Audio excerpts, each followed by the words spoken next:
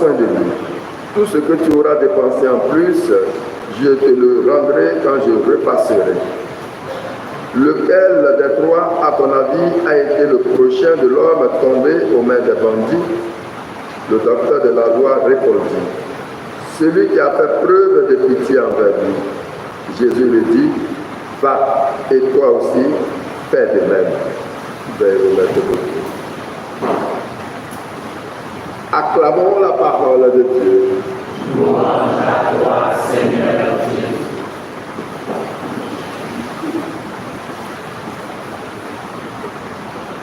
Chers frères et sœurs, si la question du docteur de la loi n'était pas empreinte de piège, moi je suis tenté de dire que c'est une question essentielle, quel que soit notre état de vie, que nous soyons papes, évêques, prêtres, laïcs ou chrétiens tout court, je crois que c'est une question essentielle que nous devons nous poser pour ne pas sortir du chemin tracé par Jésus. Et la question est celle-ci. Maître, que dois-je faire pour avoir en héritage la vie éternelle? Autrement dit, comment je dois me comporter dans cette société pour que demain je bénéficie de la vie éternelle? Et c'est cela que je dis, c'est essentiel pour chacun d'entre nous. Si on ne se pose pas cette question, on sera tenté de tout abandonner un jour.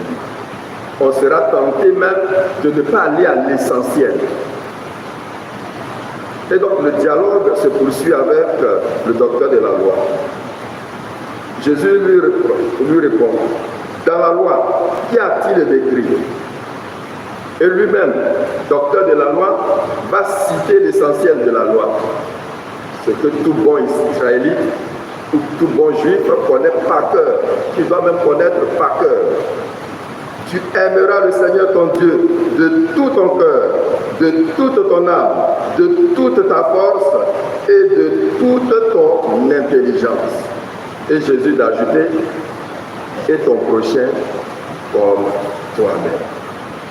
Autrement dit, si tu veux avoir en héritage la vie éternelle, deux choses à faire. Avoir l'amour. Amour de Dieu et amour de l'homme. Donc amour de ton prochain.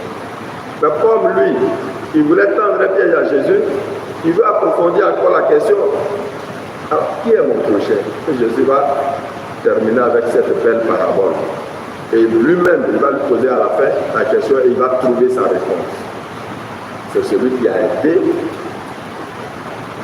celui qui était agressé, c'est celui-là le bon. Alors donc, frères et sœurs, nous tous, autant que nous sommes, l'effort que nous devons faire, c'est vrai, c'est sur nous-mêmes, mais également aider notre prochain, notre frère, notre sœur à connaître, à aimer Dieu et à être charitable. Autrement dit, c'est la charité qui va nous sauver.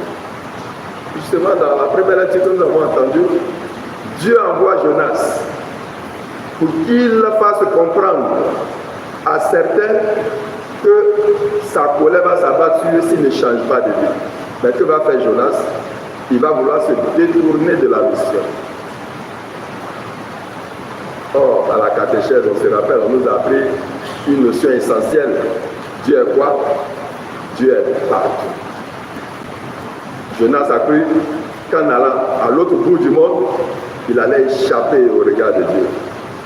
Ce qui n'est pas possible avec Dieu. Dieu lui a montré que partout, il est présent.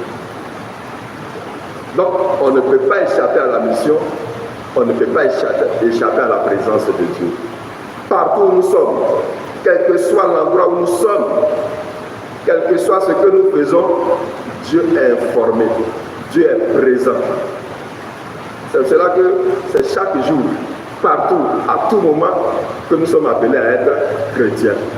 Alors donc, au cours de cette célébration eucharistique, demandons au Seigneur la force d'aimer, de l'aimer plus que tout, d'aimer notre prochain et surtout d'être à son service, au service de l'Église. Amen.